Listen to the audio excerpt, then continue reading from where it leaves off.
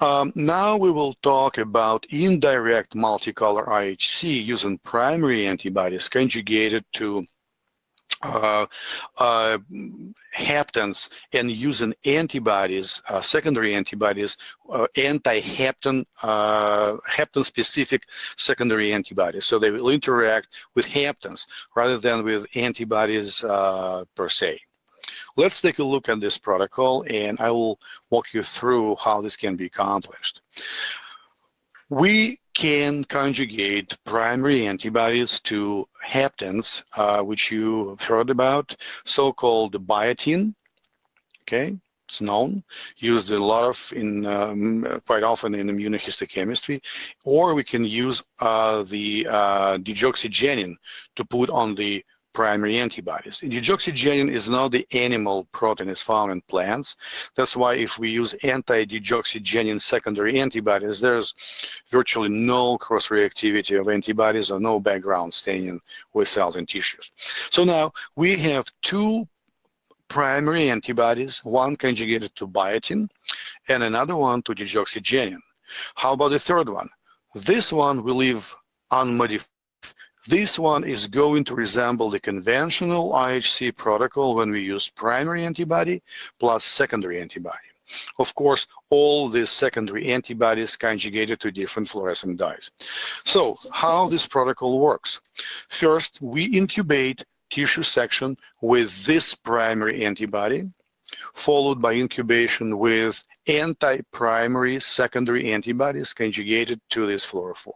This is the conventional protocol. After all washes, we now can incubate tissue sections or cells with primary antibodies conjugated to biotin and to DIG, to antibodies, followed by incubation with anti-streptavidin conjugated to fluorescent dye and anti-DIG secondary antibodies conjugated to this fluorophore. We can mix them together and incubate. They are not supposed, and they will not cross-react with this primary antibody because they are raised against different molecules. That's how we got this multicolor staining using antibodies raised in the same host species.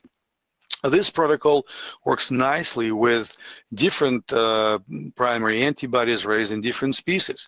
For example, here we talk about, it's an example of using mouse primary antibodies, and that's staining in red brain. Here we incubate first with cal-binding D primary antibodies, and they are unmodified. And then we do incubation with primary antibodies conjugated to biotin, anti-synaptotagmin, and CART primary antibodies conjugated to DIG, followed by using anti-DIG secondary antibodies and streptavidin conjugated to another fluorescent dye, and of course followed by counterstaining using DAPI. Now we have all three colors here, specific colors. Color number 4 is DAPI, and then we can merge these colors and get this multicolor picture shown here.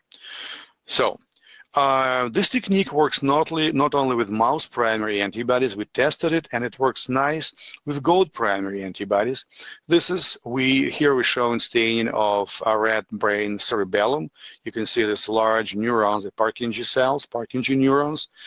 And now, again, we first incubate tissue sections with unmodified primary antibodies conjugated to e-cadherin.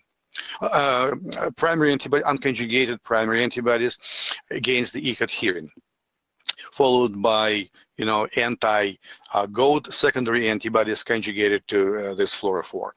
And then we incubate tissue sections with the mixture of primary antibodies. It's neprilysin conjugated to biotin and netrin conjugated to DIG, followed by incubation with anti-DIG and streptavidin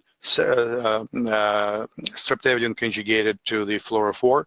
And then we can get this picture. Of course, there's DAPI, always used for counterstaining. Now you can see that all the colors, what we see individually on these images, you can actually recognize them and see them here as well. And the third example I'm going to show you is using rabbit primary antibodies. And this is very important because quite often we know that for unknown reasons, antibodies against phosphorylated targets, phosphor-specific antibodies, somehow are the best when they are made in rabbits. And that's a good example of using such antibodies and doing again this conjugation of primary antibodies to biotin and to DIG and combining with unlabeled primary antibodies. Again, all the colors are nicely seen here. And when we merge this image, merge all the channels, we got this multicolor staining here. This is the red dorsal root ganglia. That's where we show the staining.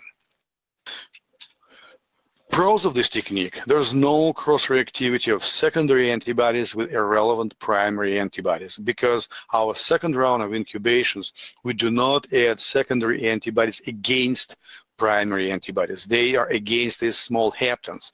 It's like biotin and also deoxygenin. Conjugation to biotin and deoxygenin can be done by the end user.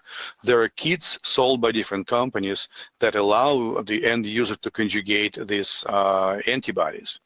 Protocol is very easy, simple, and easy to run. So anyone can do it as long as they follow the sequence of incubations. And this can be also used for both IHC and ICC, because there's no any post-processing of tissues or like stripping antibodies or any harsh treatments.